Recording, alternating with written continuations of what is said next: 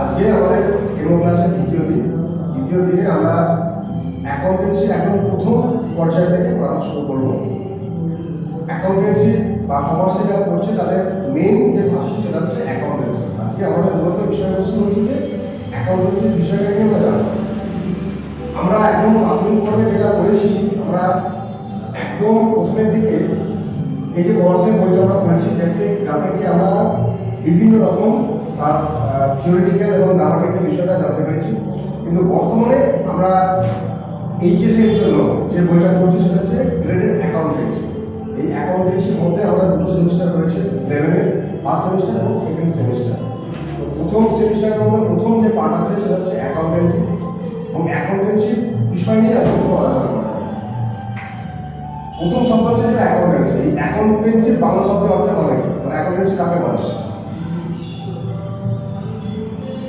ভালো করে যদি আমরা ভাগ করি, অ্যাকাউন্টেন্সির বাংলা শব্দের অর্থ হচ্ছে হিসাব শাস্ত্র। একটা দুটো শব্দ আছে, একটা হচ্ছে হিসাব, একটা হচ্ছে শাস্ত্র। তাহলে হিসাব কাকে বলে? হিসাব হচ্ছে যে আমরা কোনো অর্থনৈতিক কোনো ঘটনা ঘটলে তাকে পুঙ্খানুপুঙ্খভাবে লিপিবদ্ধ করে, সেটা হচ্ছে হিসাব। তাহলে শাস্ত্র কাকে বলে? যেটা আমরা প্রাচীন যুগে যে সমস্ত শিক্ষা ব্যবস্থা ছিল সেখানে শাস্ত্র পড়ানো হতো, সংস্কৃত শাস্ত্র, বিজ্ঞান শাস্ত্র, সেরকম একটা অ্যাকাউন্টেন্সি হচ্ছে একটা শাস্ত্র। তাহলে এই শাস্ত্রের মধ্যে আমরা কি পাচ্ছি না অ্যাকাউন্টেন্সি, হিসাব শাস্ত্র। হিসাব শাস্ত্রের মধ্যে আমরা কি পাচ্ছি? হিসাব শাস্ত্রের মধ্যে আমরা পাচ্ছি যে টোটাল আয় ব্যয় হিসাব বা আর্থিক লেনদেনগুলোকে সুন্দরভাবে সাজিয়ে গুছিয়ে একটা হিসাবপত্র তৈরি করা, তা থেকে তার নিট ফলাফল জানা, সেগুলোকে পর্যালোচনা করা। যে শাস্ত্রের মধ্যে আমরা জানতে পারি সেটাই হচ্ছে হিসাব শাস্ত্র। এটাকে এক কথা বলা হয়। আর যদি ইংরেজিতে আমরা বলি তাহলে অ্যাকাউন্টেন্সি কি? Accountancy is science from where we can get a knowledge about the accounting system and their result, and we discuss about the accounting system. এই টোটাল বিষয়টা আমরা যেটা থেকে পাবো সেটা হচ্ছে অ্যাকাউন্টেন্সি। তাহলে বোঝা গেল যে অ্যাকাউন্টেন্সি আমরা কাকে বলে। আমরা যদি যারা কমার্সে পড়বো, আমাদের প্রথম জানতে হবে অ্যাকাউন্টেন্সি কাকে বলে, হিসাব শাস্ত্র কাকে বলে। আর হিসাব শাস্ত্র হচ্ছে যে আমরা যে শাস্ত্রের মধ্য দিয়ে আমরা হিসাবের সমস্ত বিষয়গুলোকে পুঙ্খানুপুঙ্খভাবে লিপিবদ্ধ করে তাদেরকে ফলাফল জানতে হবে, তাদেরকে পর্যালোচনা করতে হবে, সেটাই হচ্ছে আমাদের হিসাব শাস্ত্র। এবার এটা করতে গেলে আমাদের কিছু কিছু জিনিস জানতে হবে। এই অ্যাকাউন্টেন্সি যে আমরা করবো এর উদ্দেশ্যটা কি উদ্দেশ্য আমরা অ্যাকাউন্টেন্সি করবো? যেমন ধর যারা ডাক্তারি করছে, চিকিৎসা শাস্ত্র যারা করছে, কি উদ্দেশ্য নিয়ে পড়াশোনা করছে? তাদের ডাক্তার হওয়ার উদ্দেশ্য, তার উদ্দেশ্য হচ্ছে রোগীর সেবা করা, রোগীর তার রোগ থেকে নির্ণয় করা, তার সেবা শুশ্রূষা করা। মানে যারা অ্যাকাউন্টিং করবে তাদের উদ্দেশ্যটা কি? একই রকম হবে। তারা অ্যাকাউন্টিং করে সীমাবদ্ধ করবে, লিপিবদ্ধ করবে, সেগুলোকে একটা ফলাফল করবে, সেগুলোকে পর্যালোচনা করবে। তাহলে আমাদের দুটো জিনিস জানতে হলো, অ্যাকাউন্টিং কাকে বলে, তার উদ্দেশ্য থাকে। এবার ধরো এই যে অ্যাকাউন্টিং সিস্টেমটা তৈরি হচ্ছে, অ্যাকাউন্টিং সিস্টেমের কতগুলো পার্ট আছে। পার্ট বলতে প্রথমেই তো আমরা অ্যাকাউন্টিং করি, প্রথমে আমরা অ্যাকাউন্টিং করি না।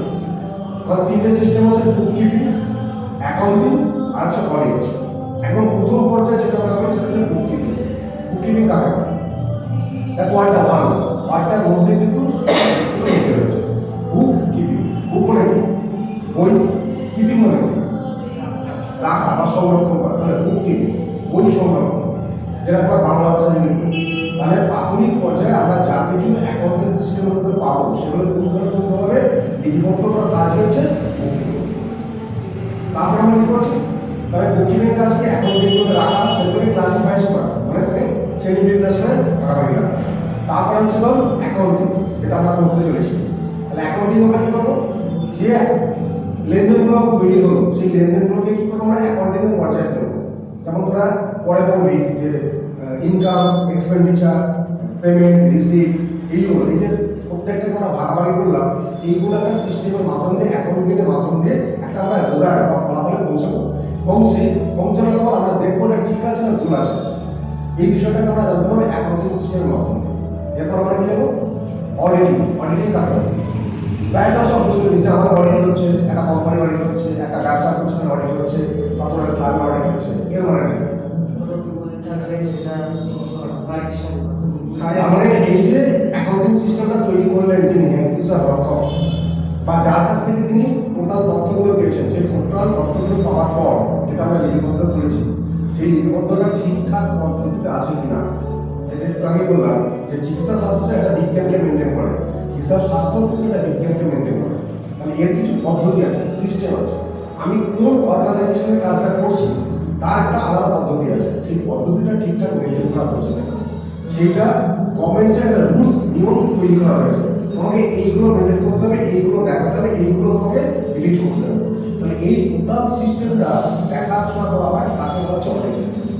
তাহলে তিনটে পর্যায়ে বললাম, প্রথমে প্রাথমিক পর্যায়ে লিপিবদ্ধ করলাম বুককিপিং, তারপর সেটাকে অ্যাকাউন্টিং পর্যায়ে নিয়ে গেলাম অ্যাকাউন্টিং, তারপর সেটাকে ভেরিফিকেশন করলাম, এটা হচ্ছে অডিটিং। কিছু আইডিয়া এলো? তাহলে অ্যাকাউন্টিং কাজ করে জানতে পেরেছি, অ্যাকাউন্টিং নির্দেশনা করে জানতে পারি কী কী পদ্ধতিতে করবো। তোকে এখন প্রথমেই বলে দেয় যে বুক কিপিং করো, কী করবি, যদি বলে অ্যাকাউন্টিং করে কী করবি, প্রথমেই বলে দিল কোনো একটা অর্গানাইজেশনে কাজ করতে গেছিস, বললো আমার অডিট করো, তাহলে কি করা সম্ভব? তাহলে প্রথমে আমাকে জানতে হবে কি, তাহলে আমাদের তার টোটাল বিষয়টাকে দেখতে হবে যে সেটা কী পদ্ধতির মাধ্যমে অ্যাকাউন্টিংটা তৈরি হয়েছে, কী পদ্ধতিতে বুক কিপিং হয়েছে, তবেই আমি সেখান থেকে অডিট করতে পারবো। অডিট করা হচ্ছে ঠিকঠাক সিস্টেমে হয়েছে কিনা সেটা থেকে এইভাবে তো মনে একটা বিষয় জানা গেল।